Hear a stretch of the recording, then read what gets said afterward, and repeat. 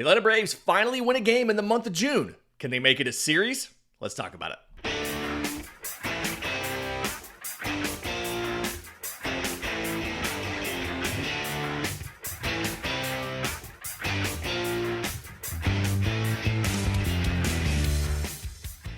Yes, welcome on in to Braves Today for Tuesday, June 10th. Your source of news, notes, and updates on your Atlanta Braves. I'm your host, Lindsay Crosby.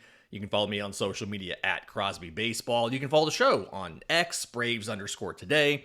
We have a Facebook page and an Instagram as well. And you can find all of my written work, bravestoday.com. That's the Braves Today Substack, as this is both a podcast and a newsletter. A lot of stuff to get to today. I want to look at the final two games of the series. Quinn Priester, Chad Patrick. Feels like it should be pitchers you're able to hit. We'll see if they actually do. I want to talk about Alex Verdugo. Saw some stuff last night that was the continuation of some bad trends from Verdugo, so we'll get to that. But first, I want to talk about that game. Atlanta wins 7-1 in the series opener in Milwaukee. Chris Sale gets the win, and this is now it's the first win for Atlanta in this calendar month. They have broken their losing streak with the win. It wasn't a one-run game. They scored seven runs. They allowed one. They held the lead. A lot of stuff I want to get to in this game because there's things to like about this, and there's still things to be a little bit frustrated about in this game. And I think the first thing, the thing that we have to say that we like about this game is you saw some improvement on offense, right? You saw, this wasn't the 2023 offense, but this is more like what we thought the Braves offense had the potential to do. Atlanta hits 3 home runs, and with the exception of a rough game from Drake Baldwin, batting second, going 0 for 4, although he does walk and throws a guy out at second base, this was a situation where you saw plenty of production, right? Your 1-3-5 hitters, so Ronald Acuña Jr., Austin Riley, Matt Olson, Marcell Ozuna, combined to go 7 for 15. They hit 2 home runs. The home runs were Acuña and Olson in the same inning. They score 5 runs. They drive in 5. And they have 4 walks to 3 strikeouts. This is what you've been asking for, what you've been wanting from this heart of the order, is to do heart of the order things, to be able to go out there and exert their will on a team. And in this case, they absolutely do that in Atlanta's victory. The big inning where it broke through was the 5th situation where Atlanta so Nick Allen flies out to start the inning, okay? Ronald Acuña Jr. solo shot to right center. Really good piece of hitting. He gets Aaron Savali was making a point. Like, he threw a sweeper in the zone for the first strike. Ronald fouled it off. And then after that, everything he was throwing was up and away, trying to catch the edge of the zone. He does catch the edge of his zone with a fastball. It's called a ball. He misses the edge of the zone with a cutter, and it's called a strike. If you go and you look on the pitch plot, the ball caught the corner. The strike was off the edge, but whatever. And then he tries to go back to the exact same spot as the cutter with a 4-seam fastball. Again, up and away, off the plate, and Ronald just flicks his wrists, 107-mile-an-hour home run to the opposite field, to right center. That dude's just built different. That is not a home run that a bunch of guys hit. Ronald Acuña Jr. just built different. We saw his fantastic celebration. He has that new grenade celly, right? Pulls the pin, tosses the grenade as he's running first base. He's been doing it all year. I'm just now talking about it for the first time. He's been doing it all year. But a fantastic piece of hitting from Ronald Acuña Jr. Again, not many dudes in baseball get to that pitch and do that with it. Drake Baldwin strikes out. Again, tough day for the rookie. He gets 3 pitches, 2 were in the zone. He fouls a cutter off. He takes a sinker for a called strike. Both of them are like down the middle. And then he swings under a cutter up and away. shout out to Aaron Savali. He did a good job of trying to place pitches, of knowing when he can come in the zone on guys and when he had to go away out of the zone and get guys to chase. Like some of them, Ronald still hit it, but Aaron Savali did a good job of that. I thought it was not a bad outing from a guy who I thought would have a bad outing in Aaron Savali. Yes, he takes the loss, but he gives up 2 runs in 4 2/3 innings. Okay, so after that, Austin Riley doubles, ambushes a first pitch sinker, and that's when they took out Savali. Okay, it was belt high, outer third. Austin Riley doing what he should do with that kind of pitch. Okay, they go to lefty DL Hall, and if I remember this right from the broadcast, DL Hall either this season or in his major league career had never allowed a home run to a lefty. He does. Matt Olson, first pitch, he gets a fastball up and in. It's still over the plate. It's like inner third and upper third inside. And he 106 mile an hour to center field, launches it, 2-run home run, pushes it to a 3-1 lead. This is the Braves offense that we thought we were going to see. Ronald Acuña Jr. homers. Austin Riley smacks a double. Matt Olson homers right behind him. So that's the offense we thought we were going to get. You feel really good about that. Atlanta adds 2 more in the 8th. And that was a Ozzie Albies singles with 2 outs. Eli White pops a home run. We'll get to Eli White in a second. 9th inning, they add 2 more. And it was, again, more of what you expected from the top of this order. Ronald Acuña Jr. walks after Drake Baldwin flies out. In 2023, Ronald would have been on second base. He'd have stolen a bag. But Riley singles, pushes Ronald to second. Olson walks, loads the bases. Marcell Ozuna singles, that scores 2 right there. And then Michael Harris popped out after Ozzie Albies walked. Eli White struck out, and the threat was over. But again, you got the insurance runs. And it was all that you needed on a very good day from Chris Sale and 2 relievers in an interesting order, too. So Chris Sale, 7 innings, 5 hits, 1 run. His 11 strikeouts is actually his season high. He had 10 strikeouts 3 other times, but he had not gotten 11 strikeouts this season in a game. And this is the first time now that he's done it in consecutive innings. It was a situation, he finished the 7th with 99 pitches. Like, he was sitting really nice as far as pitch count was concerned, 69 strikes. But they let him go back out for the 8th. I think this was something where he was always only going to get 1 more batter. Bryce Terang, the number 9 hitter, Sale walks him on 4 straight pitches. None of them, I don't think any of them were that close to the zone at all. Bunch of them were like inside, but just not in the zone at all. And so they replace him with Raisel Iglesias. We'll get to Iglesias in a second. But the thing on Sale is, 1, this is the first time all year he struck out double-digit guys and gotten a win. Going into last night, he was 0 for 2 with another no decision in those games where he struck out 10 batters. So love that he was able to do that. Love that he was able to get that win. He's now 1-2 in those games. Mostly fastball slider like always. 13 whiffs on that. Got a whiff on a sinker. And he threw more than 1 changeup yesterday. It's the first time that he's thrown more than 1 changeup in a game since May 11th. And only the second game since then that he threw a changeup, period. He only has 1 other game in that stretch where he threw a changeup. He just shelved that pitch for a while, shelved the sinker for a while, and was just a 2-pitch guy.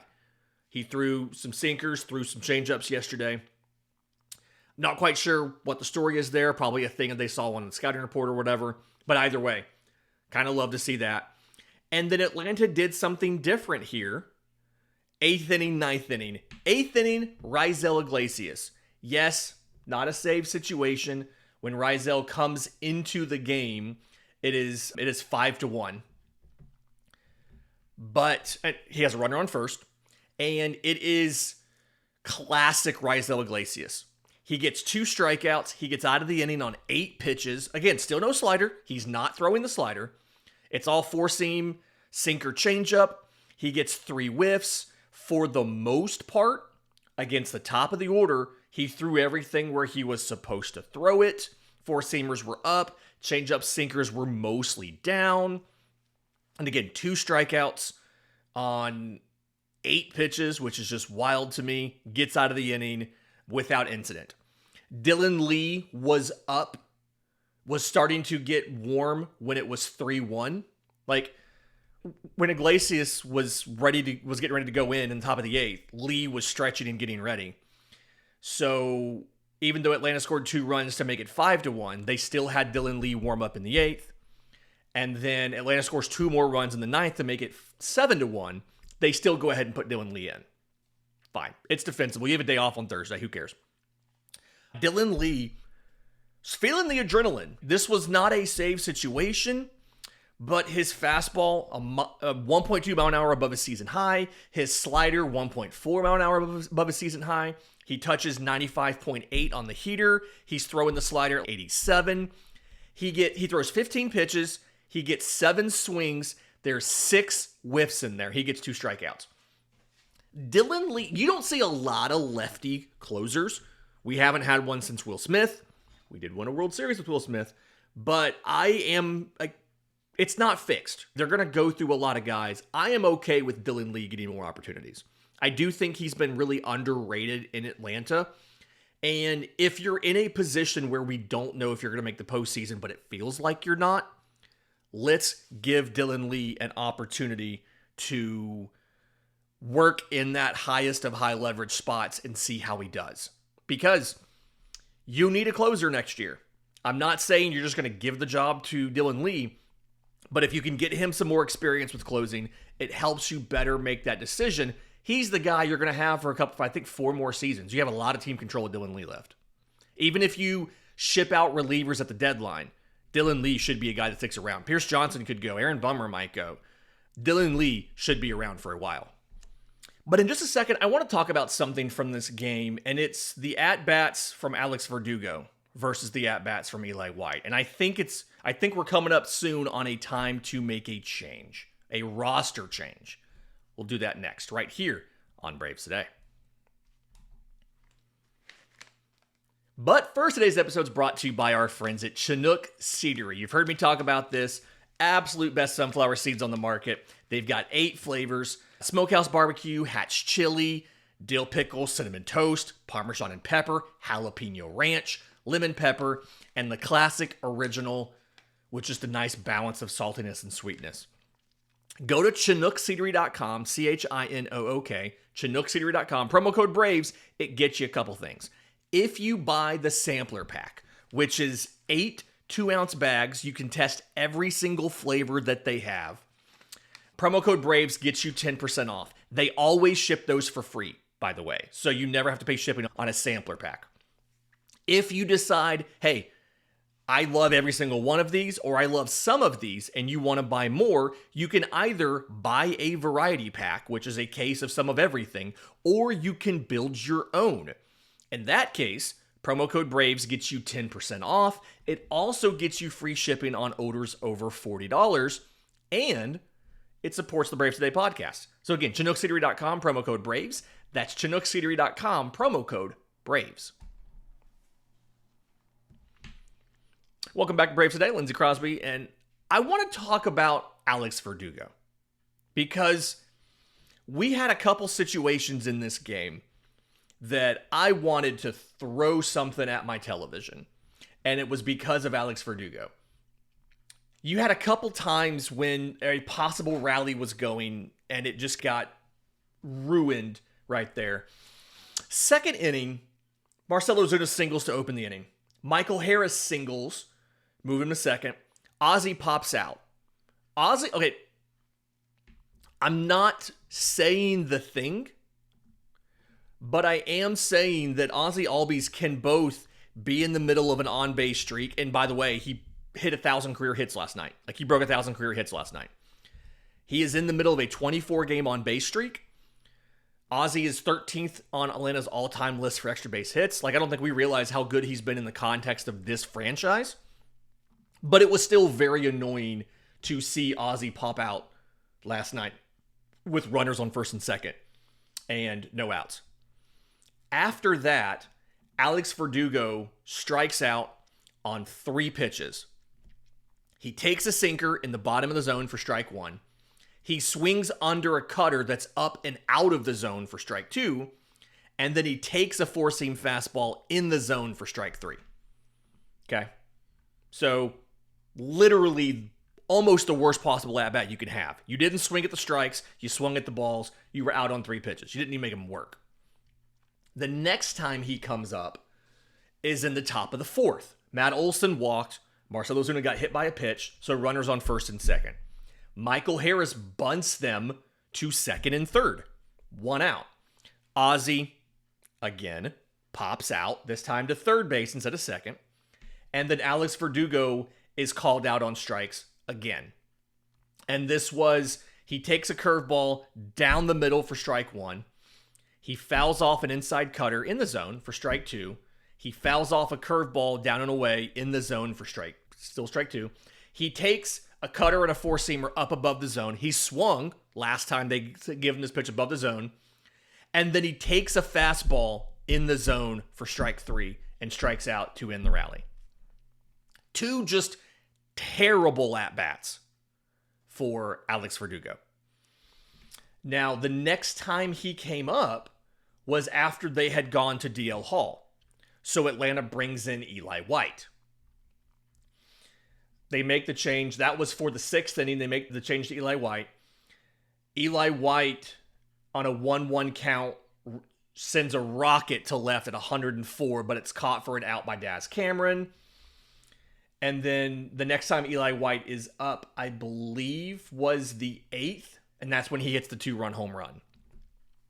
And I'm at the point of Eli White's been struggling. He's come back to earth. He's batting .239. Alex Verdugo is batting .247. So neither one of them is great. White's OPS is 61 points higher than Verdugo's. But Alex Verdugo is not giving you anything else. Like, what he has to understand, you can't take pitches in the zone and strike out without swinging with runners in scoring position, because you're not doing anything else. The whole thing for Alex Verdugo, all of his value, is derived from the hit tool. He doesn't hit for power. He has a grand total of 4 barrels and no home runs in 166 plate appearances. Again, that's why he's batting 10 points higher than Eli White, but his OPS is 61 points lower because he's not hitting for power at all.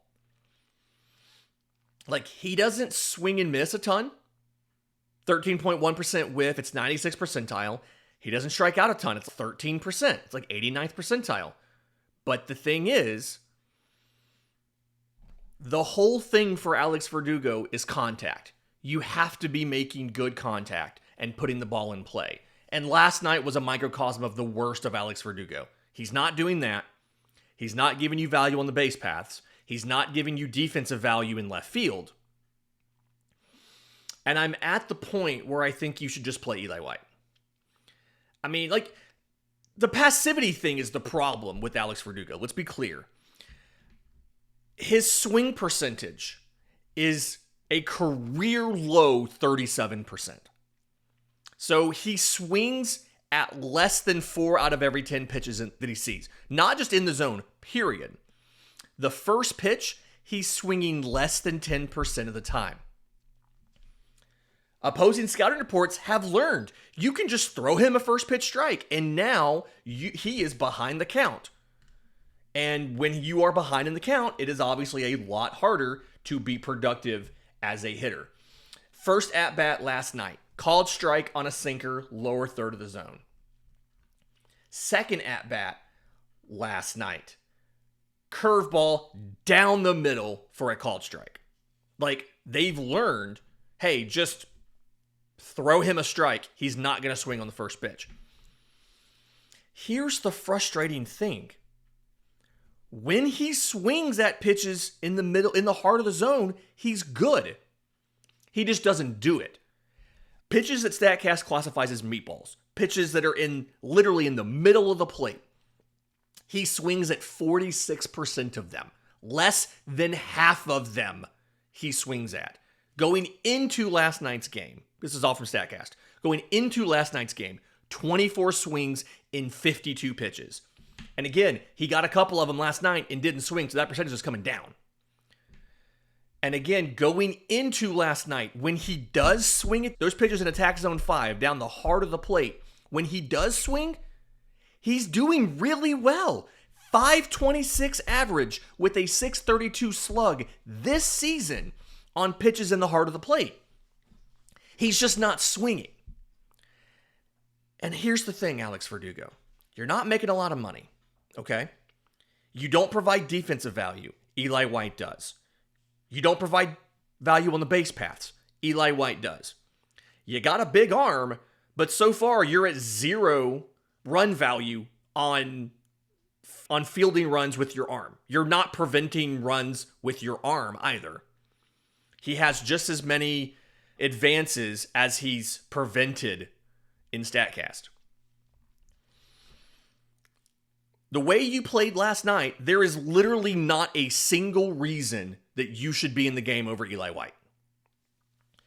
And Jurickson Profar is eligible to come back the end of this month. By the way, expecting some news on him next week. Just hang tight for that. Folks I've been talking to, expect some news on him next week. But if you're not going to hit, which is literally the only thing that you're really good at anymore, why are you playing over Eli White? And when Jurickson Profar comes back, yes, he's not postseason eligible. No, we all don't think you're going to make the postseason anyway. Why would you not just cut bait on Alex Verdugo? Cut him mid-season. You owe him the same amount of money either way. It doesn't matter. It's a sunk cost. You don't have to pay him more if you get rid of him. You owe him the same amount of money either way. Get rid of Alex Verdugo and play Profar and White. Or, I guess Jose Azocar can go too. Yeah, we literally have not seen him in a game once since they added him. But honestly, listen, you bring Profar back, somebody's going to go. It's probably going to be Azocar, but I think it should be Alex Verdugo. Kind of curious what you guys think. Let me know. Leave a comment down below. If you're listening on audio, I'm on social media at Crosby Baseball. Heck, you can email me, contact@bravestoday.com. I've gotten some great emails from you guys in the last couple days, so thank you for that. In just a second, let's look at the final 2 games of the series. You face Quinn Priester tonight. You face Chad Patrick tomorrow. Let's talk about what you need to do to hit these guys. Maybe it'll actually work this time. We'll do that next, right here on Braves Today. Final segment of Braves Today, Lindsay Crosby talking about hitting the Brewers. I'm a little bit nervous about this. We did not preview hitting Aaron Savali last night, and they actually did it. But like when we preview hitting the Giants guys, they didn't hit the Giants guys. So I'm a little nervous to do this. If they end up not scoring a lot of runs tonight, lesson learned. Quick reminder, quick housekeeping note, by the way. Wednesday's day game, as normal, we are not going to have a show come out at noon on the day game because it's going to run pretty close into the start of the game. We will be back on Thursday, and we will have a live show again on Friday. I'm really enjoying those live shows. So come back on Friday. We are going to we'll have a standard show on Thursday, and we are having a live show on Friday. So stay tuned for that. Okay, so Quinn Priester, the thing you need to know is he is a sinker slider guy that wants you to hit his pitches. If you look at the pitch plots and where he throws these things, he wants you to hit his pitches. The most common place that he throws his sinker, which he uses 46% of the time, is literally right down the middle of the plate. He is giving you pitches to hit. He wants you to hit it. He gives up hard contact on that ball too. Now, the other side of this is he's gotten a lot of ground balls on it, right? 59.3% ground ball rate on his arsenal in general, which is 95th percentile in baseball. So it is possible Atlanta struggle because I don't think the Brewers defense is that bad. And you do have some slow guys in the lineup. This is another reason they're not going to do it. Eli White should be in the game today because Eli White is much faster than Alex Verdugo. If they were to put respective ground balls in play to the left side, or even like to the first baseman or something, I feel like Alex Verdugo is much less likely to get on base than Eli White is. So Eli White should be starting today, but he won't be. It'll be Alex Verdugo because this is the slavish devotion. I can't even talk today. Wow. This is that rigid devotion to we got to send a lefty in to face the righty. Okay. But again, sinker, 46% usage by Quinn. Again, most common location down the middle of the plate. He has a slider as the second pitch. He likes to throw that both in the zone and then just off and down out of the zone, outside to righties. That's what he's doing with that. So, again, sinker, heart of the zone. Slider's either going to break below it for a strike or break below it and off the plate for a ball. I'll get to the head of this stuff in a second on that. Cutter, 13% usage. Remember, cutter's the bridge pitch between the fastball and the slider. And he throws it in the middle between the two, right? Like, he has some center cut locations, but he has some on the edge of the zone above where the slider would land locations. He uses the bridge pitch of the cutter really well. Curveball, he's either throwing that on the inner third to lefties, or he's leaving it below the plate. So he'll try to set you up with a curveball inside if you're a lefty, or he'll throw it below the edge of the plate for a chase pitch. On the handedness usage stuff here, sinker, slider, cutter, almost no curveballs and no changeups to righties. Lefties get sinker, cutter, slider, curveball. And sinker's the most used pitch for both sides. For a lefty, it's almost even usage of the slider, the cutter, and the curveball. And then he throws changeups too. It's a hard at-bat for a lefty. There's 5 pitches you have to watch for. And outside of the sinker, you never really know which one it's going to be of the slider, the cutter, the curveball.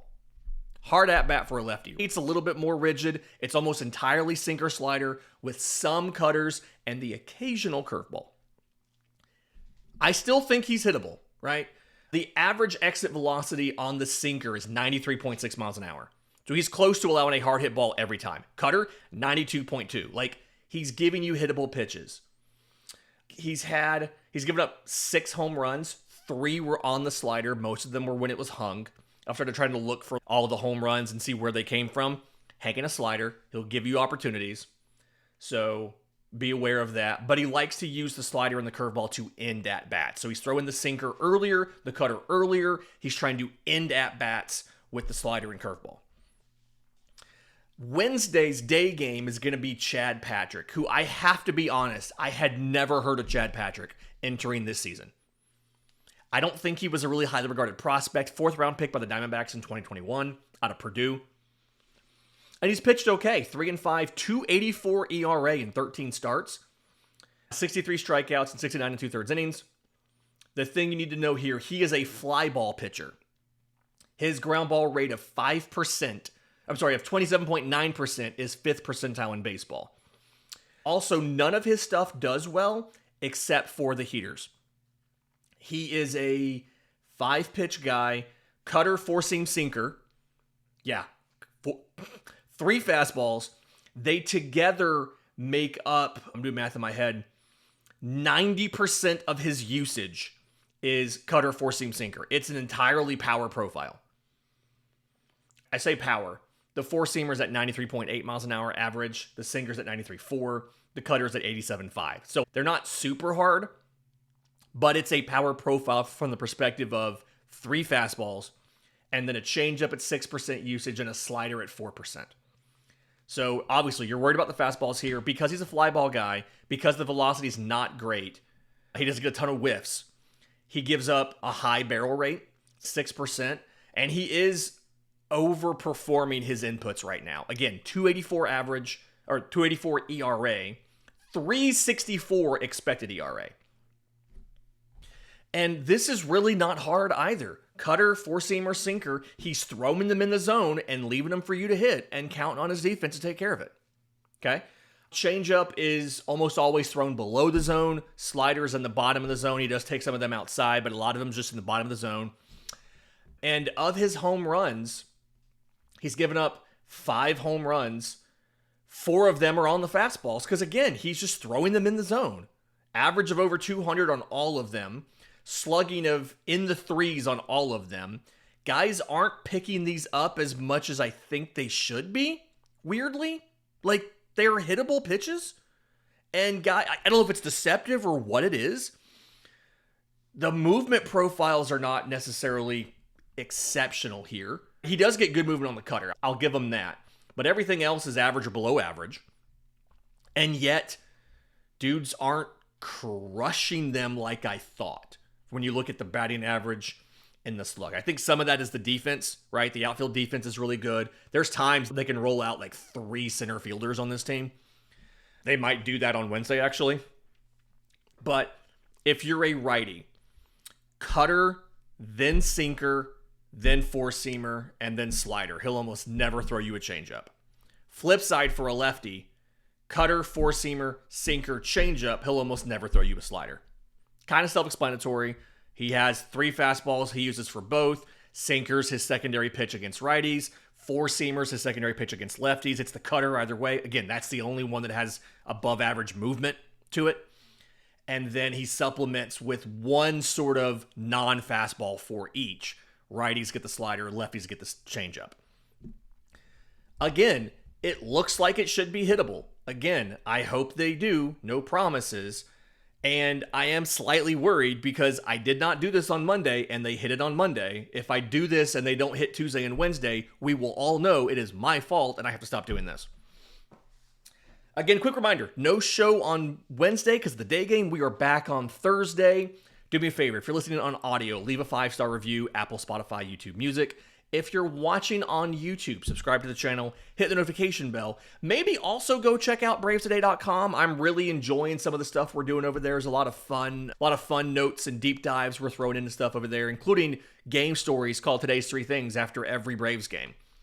Until next time, this has been Braves Today.